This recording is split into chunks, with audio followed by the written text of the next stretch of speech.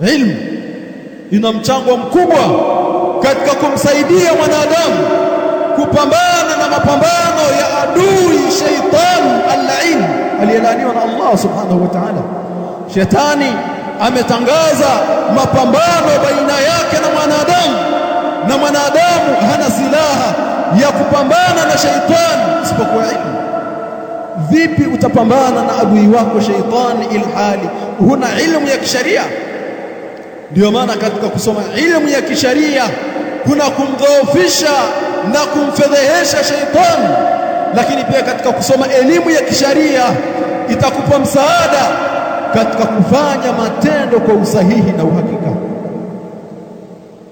kama alivyosema Ibn Ward rahimahullahu ta'ala katika Lamia, fi izdiyad al-ilmi irgham al-ida wa jamal al-ilmi islahu al-amal. Katika kuzidisha ilmu, katika kusoma ilmu ya kisharia kuna kumdhoofisha na kumfedhehesha adui ambaye ni shaitani. Shaitani hutumia jitihada zake, hutumia nguvu zake zote kuwazuia wanadamu kunako ilmu hii ya kisharia, na akifanikiwa juu ya hilo huwatupa katika mashimo ya kufuru na bid'a na dhalala na shubuhati na shahawati.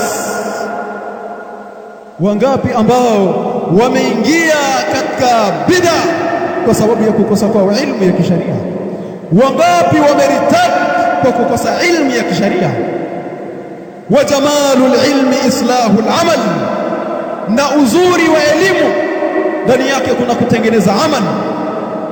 Katika mwanadamu kuwa na ilmu ataweza kutengeneza matendo yake.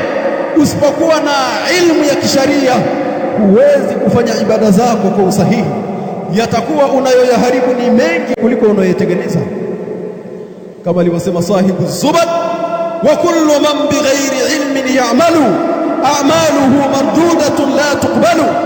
Na kila ambaye anatekeleza amal na ibada pasina ya ilmu, a'maluhu mardudatun la tuqbalu, matendo yake ni yenye kurudishwa, hayatakabaliwi na Allah subhanahu wa ta'ala. Ilmu inazingatiwa katika amali. Amali isiyojengwa juu ya msingi wa ilmu haikubaliwi na Allah tabaraka wa ta'ala.